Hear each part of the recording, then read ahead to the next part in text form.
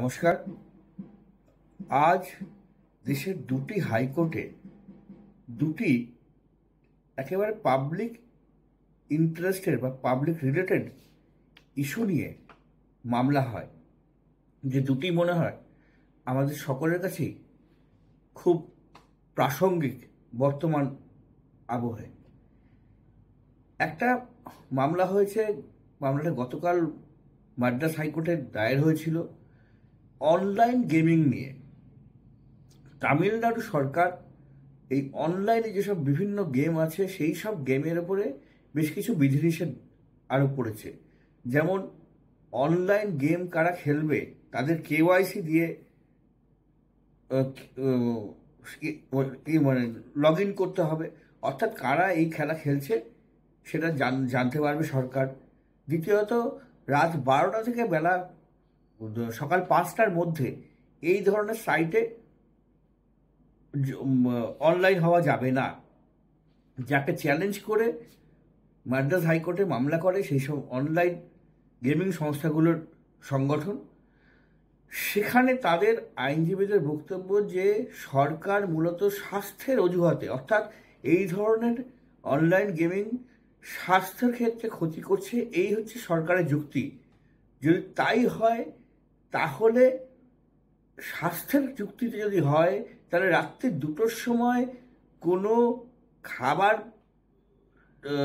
আনার যে ইয়েগুলো রয়েছে, যে অ্যাপগুলো রয়েছে, সেই অ্যাপগুলোকে কেন তাহলে ছাড় দেওয়া হচ্ছে? রাত্রি 2টোর সময় কেউ যদি আইসক্রিম খান অনলাইনে এনে, রাত্রি 3টের সময় কেউ যদি চিকেন খান, তাহলে তারও শরীর খারাপ হতে পারে সেই খাবার খেয়ে। ফলে শুধুমাত্র অনলাইন গেমিংকে খেললে স্বাস্থ্যের ক্ষতি হবে এই যুক্তিতে কেন শুধুমাত্র এই গেমগুলোকে আটকানোর চেষ্টা হচ্ছে? মানে সেই সংগঠন গেমিং সংগঠনগুলোর বক্তব্য যে রাজ্য সরকার এক্ষেত্রে ঠাকুরদার মতো আচরণ করছে, অর্থাৎ মানে সমাজ পুলিশিংয়ের রাইট রাষ্ট্রের আছে কি না এই প্রশ্ন তুলে দিয়েছে এই গেমের সঙ্গে যুক্ত সংগঠনগুলি যারা গেম তৈরি করে। আজকেও সেই মামলার শুনানি হয় গতকালের পরে। তাতে মূল বক্তব্য যে একটা রাজ্যের এইভাবে নির্দিষ্ট করে গেমিং অ্যাপগুলোর উপরে নিয়ন্ত্রণ আনার চেষ্টার কোনো অধিকার নেই। এই নিয়ে গতকালের পর আজও শুনানি হয়েছে এবং আগামী সপ্তাহে আবার এই শুনানি হবে।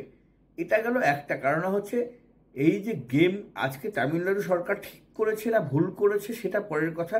পরের কথা এই যে গেমগুলো নিয়ে যে কোনো একটা সরকারের মাথা ব্যথা মনে হয়েছে যে এই গেমগুলো সঠিক হচ্ছে না, বা এই যে রাত্রি যে খেলছে তাতে মানে মানুষের শরীর খারাপ হতে পারে।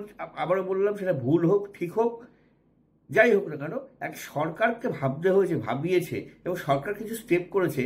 এইটা মনে হয় একজন এদেশের একজন সাধারণ নাগরিক হিসেবে আপনার আমার প্রত্যেকের কাছেই কোথাও একটা কনসার্ন আছে।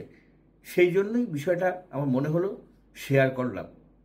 আরেকটা বিষয় যেটা মাঝে বেশ কিছুদিন ধরে চলছিল, এই যে কনজিউমার ক্রেতা সুরক্ষার কমিশন 2022 সালে একটা আইন আনে। তাই আইনে বলা হয় যে কোনো রেস্তোরাঁ হোটেল তারা খাওয়ার বিলের মধ্যে সার্ভিস চার্জ বলে কিছু নিতে পারবে না।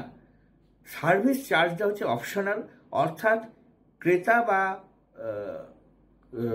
যিনি খেতে গেলেন খাদ্যরসিক, তিনি খাবার দাবার খেলেন, তারপরে যদি তার মনে হয় না খাবার ভালো হয়েছে, সেখানে যারা খাবার দেওয়া বয় ছিল তারা খুব ভালো বিহেভ করেছে, ডিসেন্ট আচরণ করেছে, রেস্তোরাঁ সুন্দর, পরিবেশ ভালো, এমন কিছু যদি মনে করেন, তখন সেই গ্রাহক তিনি সার্ভিস চার্জ হিসেবে কিছু দিতে পারেন। কিন্তু এটা বিলের মধ্যে সার্ভিস চার্জ হিসেবেও না, অন্য কোনোভাবেও এটাকে কিন্তু অ্যাড করে জোর করে চাপানো যাবে না পাবলিকের ওপরে। এই নির্দেশ অমান্য করায় এর আগে কলকাতা এবং ব্যাঙ্গালোরে বেশ কিছু মামলা হয় এবং মামলায় সেই সব হোটেলগুলোর কিন্তু জরিমানা হয়। এমন সারা দেশে হোটেল মালিকদের দুটি বড় সংগঠন এই 2022 সালের রায়টাকে চ্যালেঞ্জ করেছিল দিল্লি হাইকোর্টে। আজকে দিল্লি হাইকোর্ট জানিয়ে দিয়েছে যে রায় দেওয়া হয়েছিল সেটা আবার পরবর্তীতে স্টেও হয়েছিল দিল্লির ক্ষেত্রে। আজকে সেই স্টে তুলে নিয়ে জানিয়ে দেওয়া হয়েছে যে একেবারে সঠিক পথ নিয়েছে এবং সঠিকভাবে গাইডলাইন দিয়েছে ক্রেতা সুরক্ষা কমিশন। এই কমিশনের এই গাইডলাইন অনুযায়ী সার্ভিস চার্জ দিতে পারবে না কোনো হোটেল, কোনো রেস্তোরাঁ। এটা একেবারেই গ্রাহকের ইচ্ছের উপর ডিপেন্ড করবে। গ্রাহক যদি মনে করেন যে হ্যাঁ এই হোটেলের বা খাবার ভালো বা এর সার্ভিস ভালো, তখনই তিনি সার্ভিস চার্জ দেবেন। এবং সেই আবেদনগুলো খারিজ করে দিয়ে ওই হোটেল মালিকদের সংগঠনগুলিকে 1 লক্ষ টাকা করে জরিমানা করেছে যে এই ধরনের একটা নাগরিক বা গ্রাহকের পক্ষে একটা তৈরি গাইডলাইনকে ভেস্তে দেওয়ার চেষ্টার অভিযোগে। ফলে দুটি ক্ষেত্রেই মনে হয় নাগরিক হিসেবে আমরা যে যেখানেই থাকি না কেন ভারতবর্ষে, দুটি বিষয়ই আমাদের কাছে সচেতনতা বাড়ানোর জন্য একটা ইনফরমেশান।